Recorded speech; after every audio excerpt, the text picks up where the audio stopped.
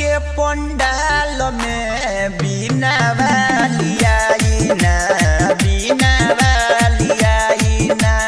हमनी के पंडाल में बीना वाली आई ना, बीना वाली आई ना, बीना वाली आई ना। डीजे अमित तिवारी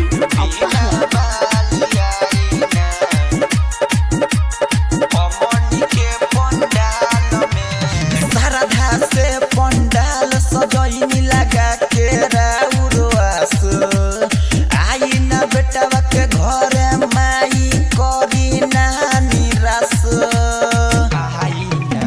शारदा से पंडाल सजनी लगा के राउरवास आई ना बेटवा के घर माई करी ना निराश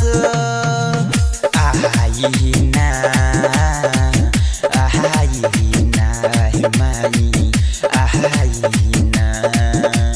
हमनी के पंडाल में बीना वाली आई ना, बीना वाली आई ना। हमनी के पंडाल में बीना वाली आई ना, बीना वाली आई ना, बीना वाली आई ना। डीजे अमित तिवारी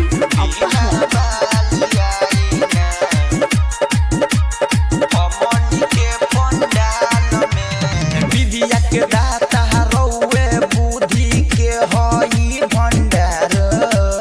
मंटू मनीषा के ऊपर माई करी ना उपकार आई ना। विद्या के दाता रौवे बुद्धि के हई भंडार।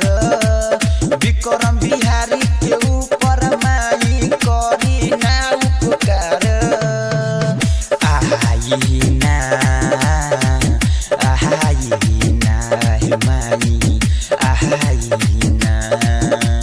हमनी के पंडाल में बीना वाली आई ना, बीना